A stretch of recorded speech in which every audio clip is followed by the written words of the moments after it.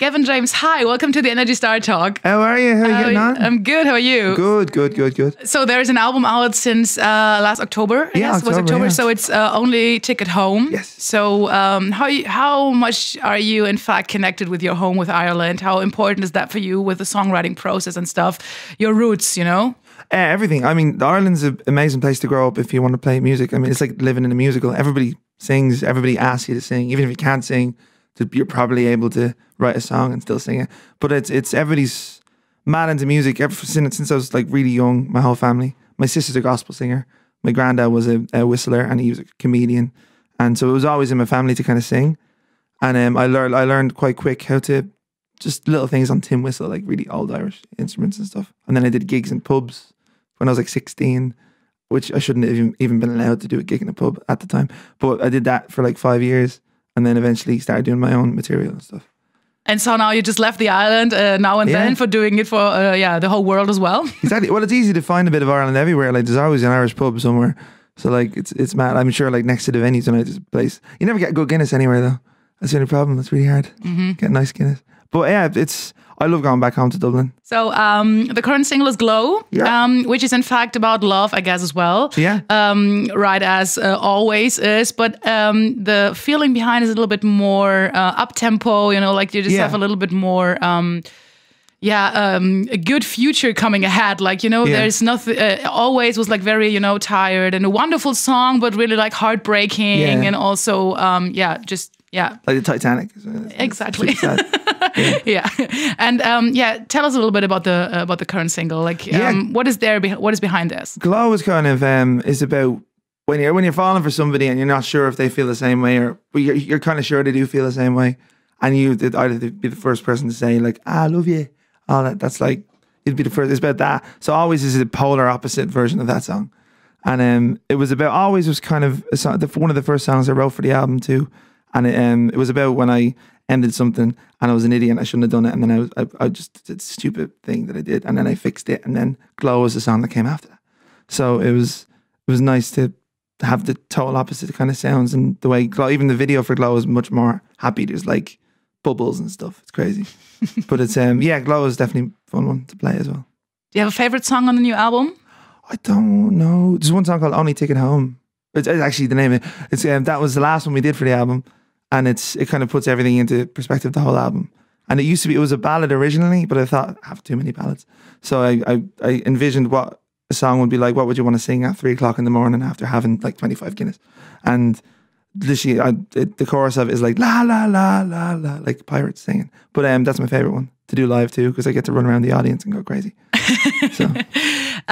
Did you have any crazy experiences with a crowd, with maybe fans who would travel beside you from one concert place to another, like really hardcore fans who are doing crazy stuff? The weirdest thing I ever got was a pillow with my face on it, and I thought it was weird because I can't sleep on a pillow with my face on it because that freaked me out in the morning. But that was the only thing. My mom loves it, so but it's mad. Absolutely. Can imagine. I just read today that a newspaper in Bavaria called you the new Ed Sheeran. Ah, savage. Yeah. Completely. What does that give to you? Like hearing such an incredible kind of slogan maybe or something like that. Yeah, he's awesome. I met him a couple of times. I did a show with him in Dublin before. I met him in a pub after, like it was 3 o'clock in the morning, and we were just passing the guitar around playing songs, and his guitar is tiny. His guitar is like literally like, it looks like a ukulele when I play it. It's insane. But he's lovely. He screamed across the bar at me. He's like, "Do you want to play this gig with me, Gav? In Croke Park in front of the night?" I was like, "Yes, of course I will." But he's lovely. No, thank you. No, thank you. I think in my head I was like, "Are you sure? 2 gingers in one gig?" But he's lovely. Like he's a great dude. And to be anything, he's really good. Are there any big dreams left for 2019? So you're doing this tour now, and everything went incredibly good for you the last months. So what is coming up? I'm going to finish this tour. I'm going to go back to the studio in the summer, and then do another tour again. And I've got a good few festivals in the summer too. I think since I started playing, I never really had any goal. Like, it sounds terrible. I never really had any exact goals for years because every time something happens, I'm just surprised then. So if I have no expectations, like something cool happens, I'm like, oh, that's cool. And I don't notice that 10 things didn't happen that were in my head that I was expecting. And also, I've been doing it such a long time in Ireland and such a long time in different parts of the world that I've been grinding away at certain places. So like even in Ireland, the first gig I did was 10 people, and like it was all my family. And then I did another gig and there was 12 people, and then another one there was one person and a dog, and then I did another one until eventually it was 400, and then it was 500, then it was 1,000, then it was arena size kind of things. So I think the best way to do it is the old school way of just grinding and just gigging as much and playing as much as you can, really. Did you ever do this street kind of playing in Dublin, or because every time I'm in Ireland, every single city I see these musicians on the streets? Yeah, I used to do it all the time. Every Wednesday I used to have a half day off school. I used to cycle into town, and every other day at school, I never really went to school. I kind of used to cycle. School was that way and it was uphill, and the town was down that way, and I just cycled downhill to town.